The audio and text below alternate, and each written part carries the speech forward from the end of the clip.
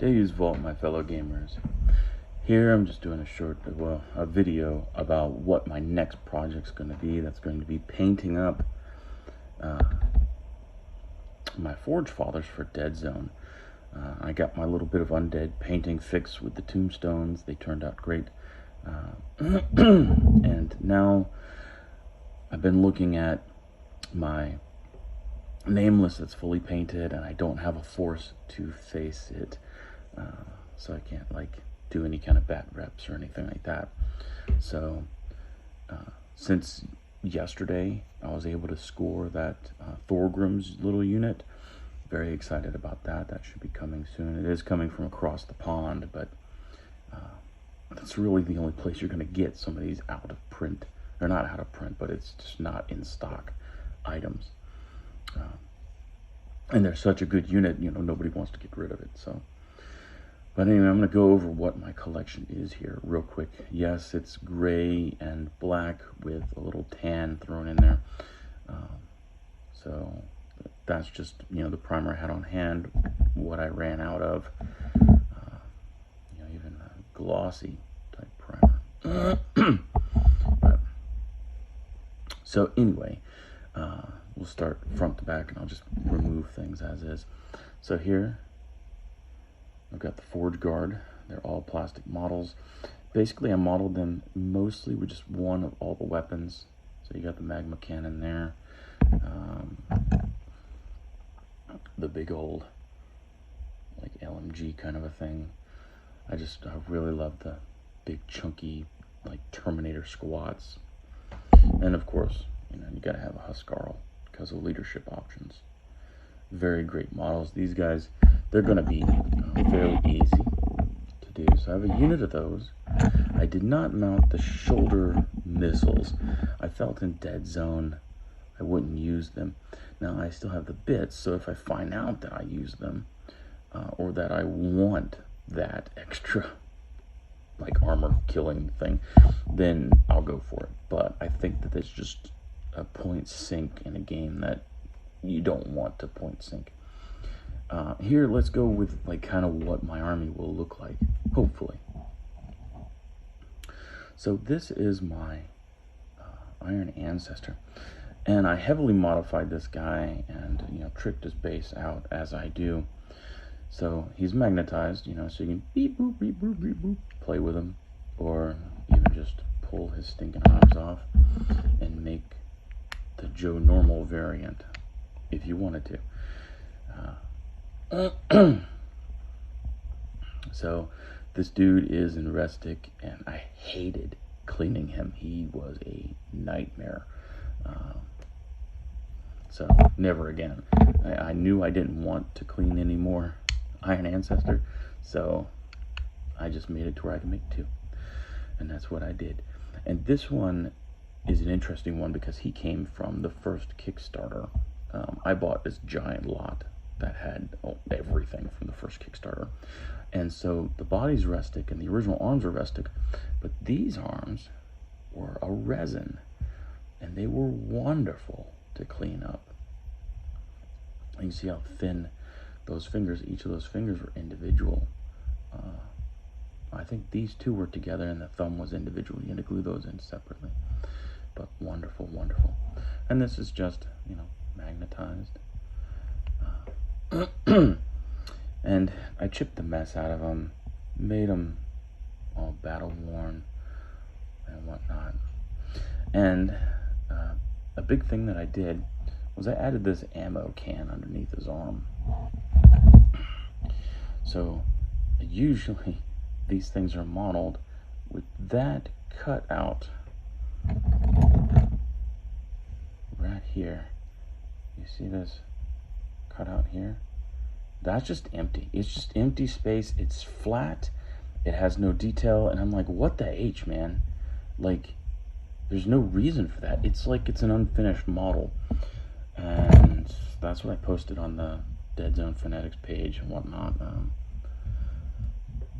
So anyway, what I did is I built my own, and it's a pretty angular, a pretty nice, complex thing that I put on the bottom there, and it was just purely made out of plasticard. Even the rivets. The rivets are just plasticard round stock that I cut, to shape and put on there. So, yeah, homebrewed type of a deal. A very cool model. Really, this is the model that got me into Deadzone. That and the Plague 1A, the Plague Lord, because they're just brutal looking models.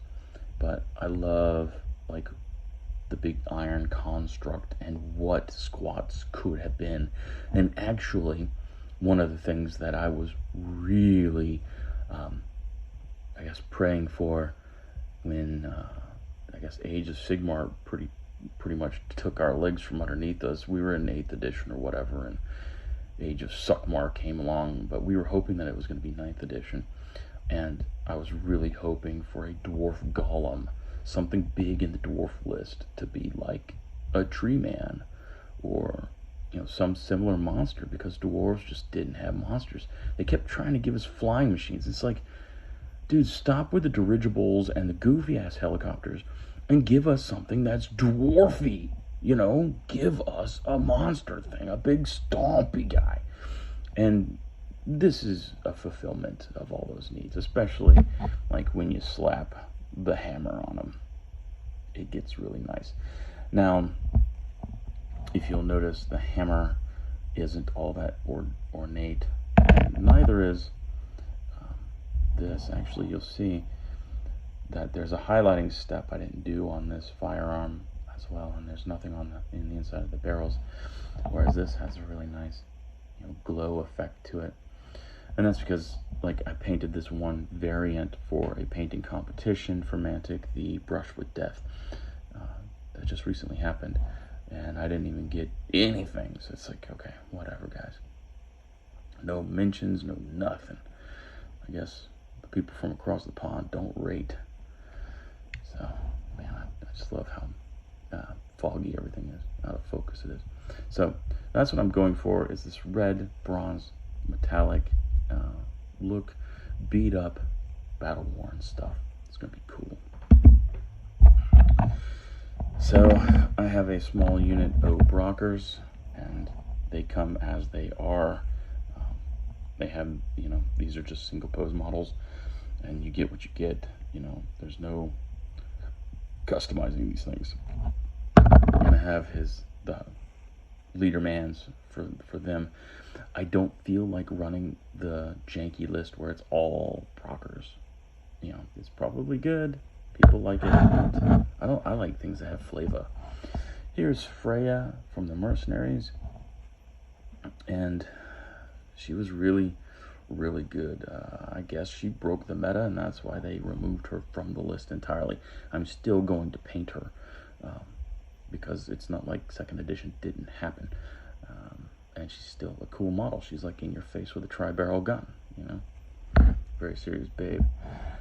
I have him, Olog or something, whatever his name is. He's like the main Huskarl guy, the special character dude. I don't have his dog though, because when you buy the blister pack, you can build this model without the dog, or you can build the Joe generic Huskarl. And I'm like, man, why build the generic one? I mean, this guy's got a sweet beard, his sweet hammer, and sweet everything. Put the sweet bits on this guy.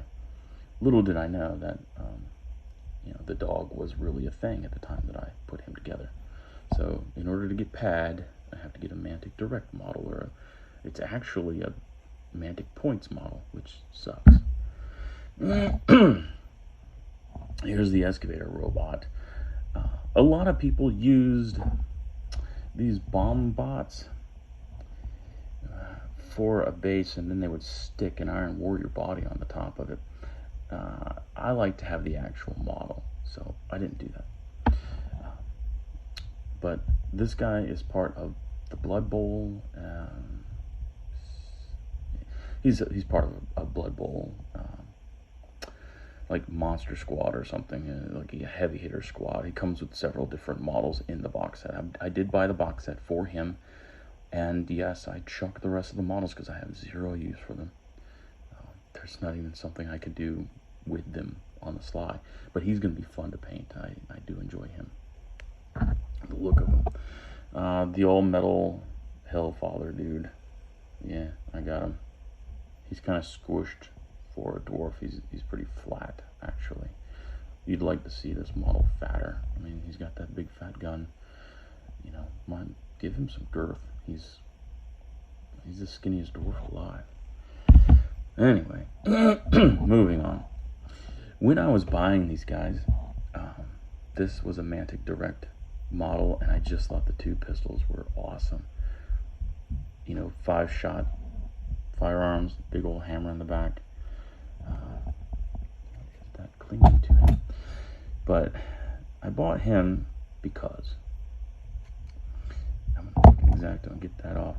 Because he was just a sweet model. He's got a stogie in his mouth, and I thought he's awesome looking. It was very nice to see this model showcased in the 3.0 book, and he actually has rules now. 2.0, I don't believe he had rules. So when I bought him, I'm like looking through my book, and when I got that, I'm like, oh, poop, this model didn't have rules. But now he did, so it's good. I only assembled one Brocker bike because, once again, rustic, and it was very, very difficult to assemble. So, yeah, I got one, and I don't want any more. I don't even know if I'm going to use this thing, but I'll paint it up anyway. I enjoy this model. The engineer with the bomb bot. It's just cool. It's reminiscent of Nazi Germany with their Goliath bombs. They had little bitty remote controlled bombs as well on tank treads. It wasn't this triangle formation, but it was tank treads, and they were highly ineffective. And they would just pack these things full of explosives, but they had cables going to it. They didn't have wireless remotes, so they had big old long cables that would go to this, and then they would run that thing out underneath a tank or near a tank and then blow it up. But these things were kind of obvious. They were big, they made noise, and you know, the crew members on the tank would just see it and just machine gun it to death. There's actual pictures of like GIs inside of the bomb compartment where they had the explosives riding around in it like a little car. It's funny. But yeah, that's the real life inspiration for this model we're at here.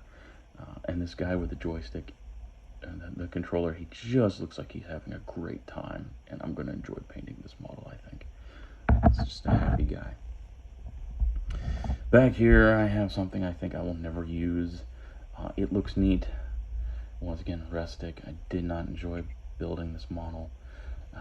It's a cool looking model. It's an interesting design. Once again, it's not manned. It is controlled by a guy with a controller gun. So he has the little RC gun with a little trigger on it. Maybe the wheel on the side to turn it left or right.